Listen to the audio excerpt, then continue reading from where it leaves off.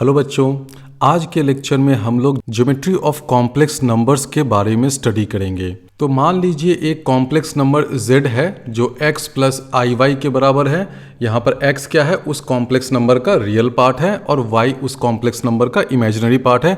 i तो obviously आप लोग जानते ही हैं, रूट अंडर -1 होता है। अब इस complex number x plus i Y को हम लोग एक 2 डायमेंशनल प्लेन में, जिसका एक स्पेशल नेम भी होता है मैं बताऊंगा, उस 2 डायमेंशनल प्लेन में प्लॉट कर सकते हैं। बिल्कुल कर सकते हैं। ये जो उसका रियल पार्ट है जो x है, उसको हम लोग x कोऑर्डिनेट बना दें उस पॉइंट का, और ये जो इसका इमेजिनरी पार्ट है जो y है, उस पॉइंट का y कोऑर्डिनेट बना दें।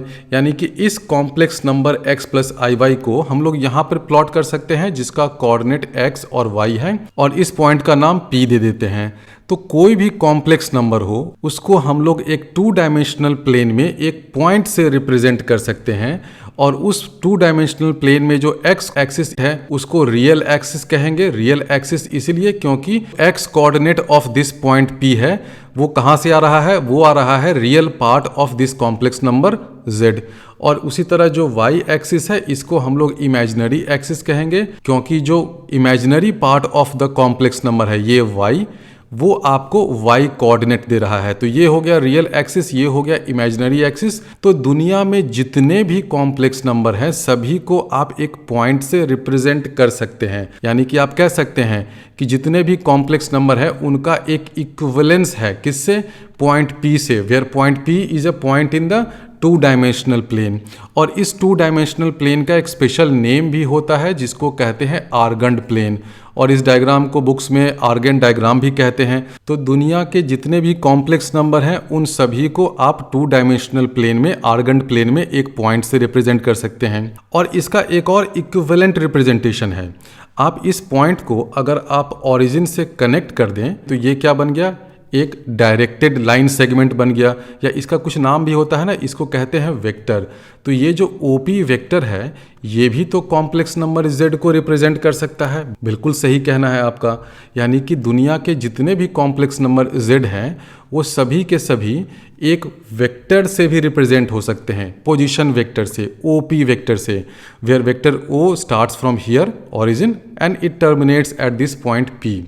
तो ये इक्विवेलेंट रिप्रेजेंटेशन याद रखिए कि जितने भी कॉम्प्लेक्स नंबर हैं उन सभी को हम लोग एक 2 डायमेंशनल प्लेन में पॉइंट से भी रिप्रेजेंट कर सकते हैं, और उन सभी कॉम्प्लेक्स नंबर को हम लोग एक पोजीशन वेक्टर OP से भी रिप्रेजेंट कर सकते हैं। और सिर्फ इस पोजीशन वेक्टर से, ये वाला जो वेक्टर है ना, इससे रिप्रेजेंट नहीं कर सकते हैं। आप जानते हैं कि अगर आप एक वेक्टर को उसके पैरेलल मूव करें, यानी कि देखिए ये वेक्टर इधर इधर ऊपर नीचे कहीं भी जा सकता है, कहीं भी जा सकता है। लो भाई आ गया, घूमते घामते मान लीजिए कि यहाँ पर आ गया।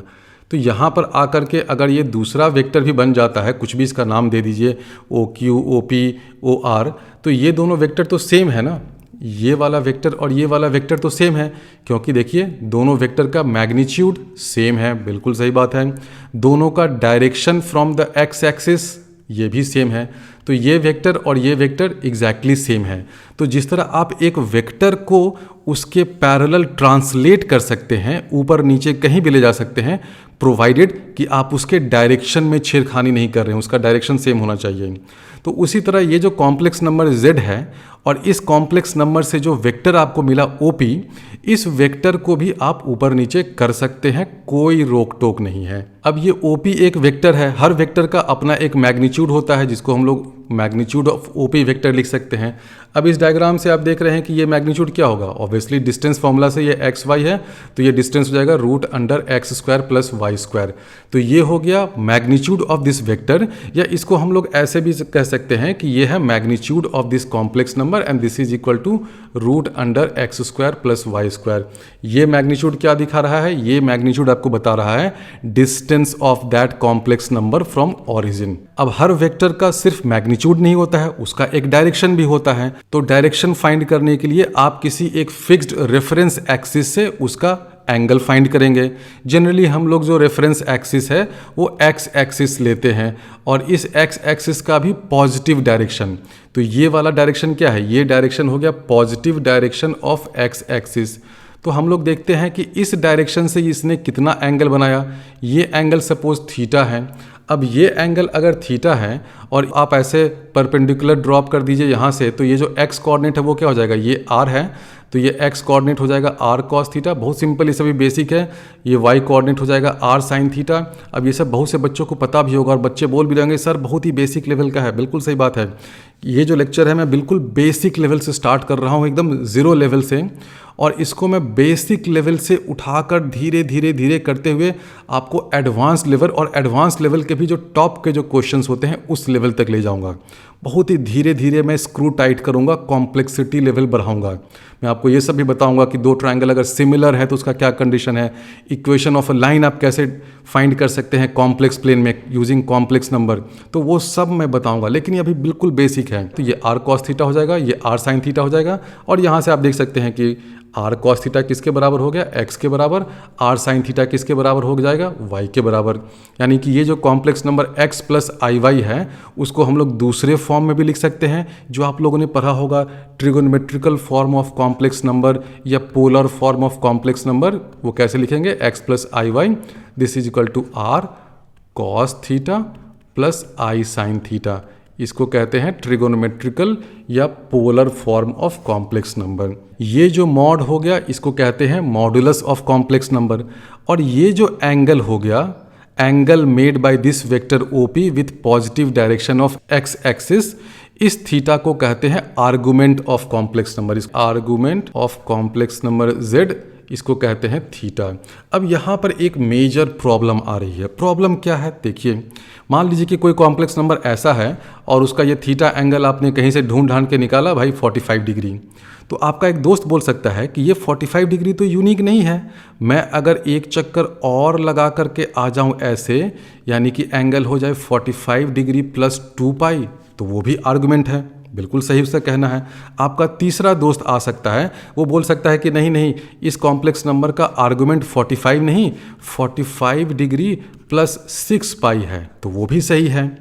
तो आप देख रहे हैं कि ये जो argument of a complex number है वो यूनिक नहीं है। यूनिक क्यों नहीं है, क्योंकि ये जो कॉस फंक्शन है और जो साइन फंक्शन है दोनों के दोनों पीरियोडिक फंक्शन है। हर 2 पाई के बाद वो सेम वैल्यू लेते हैं। तो अगर कोई बच्चा बोलता है कि 30 डिग्री किसी कॉम्प्लेक्स नंबर का आर्गुमेंट है, तो दूसरा बच्चा बोल सकता है कि नहीं 30 प्लस 2 पाई, ये भी यानी कि 30 प्लस 360 डिग्री वो भी आर्गुमेंट है। कोई तीसरा बोल सकता है कि 30 प्लस 4 पाई भी आर्गुमेंट है। कोई चौथा बोल सकता है कि 30 माइनस 4 पाई भी आर्गुमेंट है। तो अगर कोई कॉम्प्लेक्स नंबर जिसका आर्गुमेंट आप कहते हैं कि थीटा है, तो वो जो आर्गुमेंट है वो यूनिक नहीं है, उसके इनफाइनाइट वैल्यूज हो सकते हैं। अगर थीटा उसका आर्गुमेंट है तो थीटा प्लस 2k पाई वो भी आर्गुमेंट होगा, where k is any integer, plus minus 1 0 कुछ भी हो सकता है। यानी कि आप यहाँ से देख रहे हैं कि argument of a complex number is not unique, unique नहीं है। इसलिए हम लोग क्वेश्चन में जब कहीं कहीं लिखते हैं सिर्फ आर्गुमेंट, तो बुक्स में एन आर्गुमेंट भी लिख सकते हैं कि this is an argument of a complex number, क्योंकि यूनिक नहीं हुआ। तो अब इसको यूनिक कैसे किया जाए, बहुत अच्छा क्वेश्चन है। अभी तक तो हमने देखा कि थीटा जो है आर्गुमेंट जो है वो यूनिक नहीं है, लेकिन आप ये भी देख सकते हैं कि अगर आप कोई भी एक सेमी ओपन इंटरवल लेते हैं, सेमी ओपन मतलब एक साइड से क्लोज्ड, मान लेते हैं कि इंटरवल अल्फा से स्टार्ट हो रहा है और दूसरा साइड ओपन है, यानी कि अल्फा प्लस 2 पाई और उसका लेंथ हमने 2 पाई ले लिया है। तो इस इंटरवल में आर्गुमेंट का जो वैल्यू होगा यूनिक होगा, यानी कि इस इंटरवल में अल्फा कुछ भी हो सकता है, अल्फा 30 डिग्री 40 डिग्री 50 डिग्री कुछ भी डालिए, ठीक है, अल्फा कोई भी एक एंगल हो सकता है। तो अगर आप कोई भी एक सेमी ओपन इंटरवल लेते हैं, सेमी ओपन मतलब एक साइड से क्लोज्ड दूसरे साइड से ओपन, तो अगर आप कोई भी सेमी ओपन इंटरवल लेते हैं तो उस इंटरवल में कोई अगर बोले कि बताओ तो थीटा की क्या वैल्यू है जो इस इंटरवल में लाई करती है, तो वो फिक्स हो जाएगी, वो यूनिक होगी। यानी कि argument of a complex number जो थीटा होता है वो हजारों लाखों हो सकते हैं, लेकिन अगर आपने कोई भी एक सेमी ओपन इंटरवल ले लिया है 2 पाई लेंथ का, तो उसमें आर्गुमेंट एक ही होगा, यूनिक होगा। और argument of a complex number जो हजारों लाखों हो सकते हैं, उनमें एक खासियत ये भी होती है कि कोई भी आप 2 आर्गुमेंट उठा लीजिए, दोनों के बीच में जो डिफरेंस होगा वो इंटीग्रल मल्टीपल ऑफ 2 पाई होगा, क्योंकि ये जो कॉस थीटा और साइन थीटा है ये सभी पीरियोडिक फंक्शंस हैं और इनका फंडामेंटल पीरियड 2 पाई होता है। तो अगर थीटा आर्गुमेंट है तो थीटा प्लस 2 पाई भी होगा, थीटा प्लस 4 पाई भी होगा, थीटा प्लस 6 पाई भी होगा। तो कोई भी दो आर्गुमेंट के बीच में डिफरेंस जो है वो 2k पाई के बराबर होगा। तो अगर आप आर्गुमेंट को फिक्स करना चाहते हैं, यानी कि उसका एक कोई स्पेसिफाइड वैल्यू, स्पेशल वैल्यू लेना चाहते हैं, जिसको प्रिंसिपल वैल्यू ऑफ आर्गुमेंट भी कहते हैं, तो आप एक इंटरवल ले लीजिए। जनरली बुक्स में लिया जाता है ये 0 से 2 पाई, ये एक इंटरवल लिया जाता है, या दूसरा होता है -π से पाई। इसमें आप देखिए 0 से 2 पाई वाले में 0 पे क्लोज है, 2 पाई पे ओपन है, -π से पाई वाले में -π पे ओपन है, पाई पे क्लोज है। और आजकल अब बुक्स में इस वाले इंटरवल को लेते हैं to find principal value of that argument. तो हम लोग ये सब भूल जाते हैं और हम लोग अब ये लिखते हैं कि the principal value of an argument क्या होता है। प्रिंसिपल वैल्यू मतलब उसका यूनिक वैल्यू जो इस इंटरवल में लाई करता है -π से पाई के बीच में। अब इसमें ध्यान ये देना है कि पाई पे ये क्लोज्ड है और -π पे ओपन है, ये हो गया इस इंटरवल में लाई करता हुआ आर्गुमेंट की वैल्यू। This is called principal value, the principal value. The इसलिए लगाया क्योंकि अब ये यूनिक हो गया।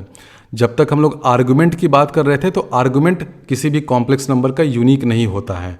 हजारों, लाखों, billions and trillions of argument होते हैं एक कॉम्प्लेक्स नंबर के, लेकिन उसका principal value with this convention कि वो -π से पाई के बीच में लाई करें, यूनिक होता है, एक ही होता है। अब क्वेश्चन ये होता है कि प्रिंसिपल वैल्यू हम लोग कैसे फाइंड करें। उसको फाइंड करने के लिए बुक्स में एक आपको एल्गोरिदम टाइप का दे देते हैं कि अगर कोई complex number x plus IY है, इसमें x y कुछ भी हो सकता है, पॉजिटिव नेगेटिव कोई भी नंबर हो सकता है।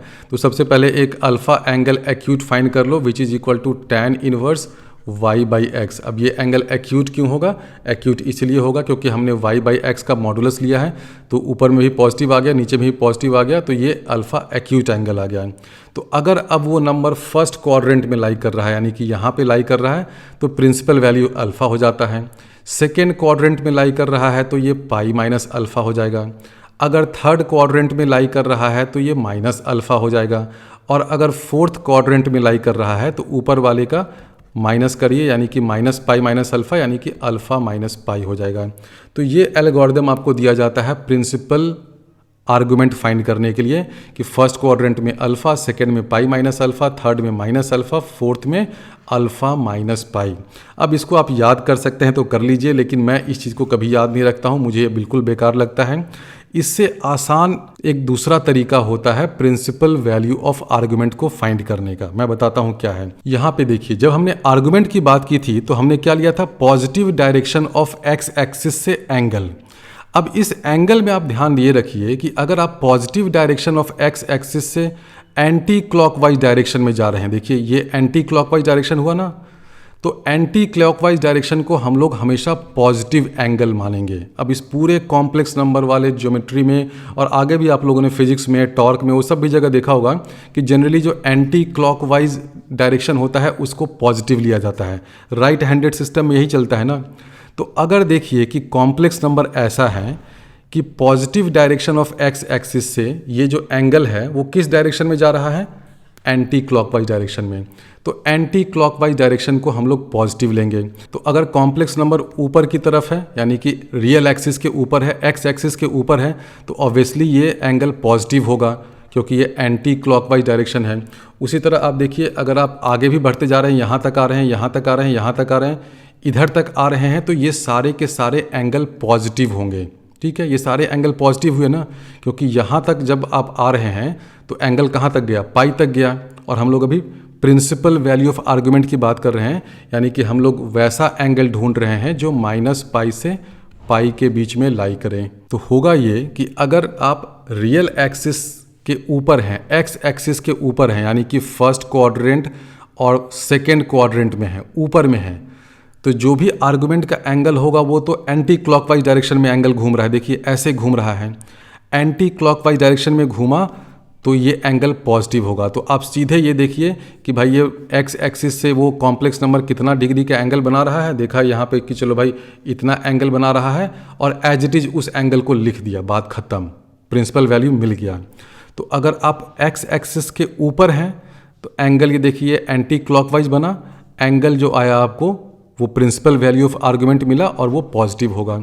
अब अगर आप नीचे में हैं, मान लीजिए कि आप नीचे की तरफ आ जाओ भाई, यहाँ पर आ जाओ, तो positive direction of x axis से ये जो एंगल नीचे आएगा ये तो नेगेटिव हो जाएगा, क्योंकि ये देखिए क्या है, क्लॉकवाइज डायरेक्शन हुआ ना। आप यहाँ पे देखिए ये ऐसे ऐसे घूम रहा है, ऐसे घूम रहा है, ऐसे घूम रहा है, ये क्लॉकवाइज डायरेक्शन है।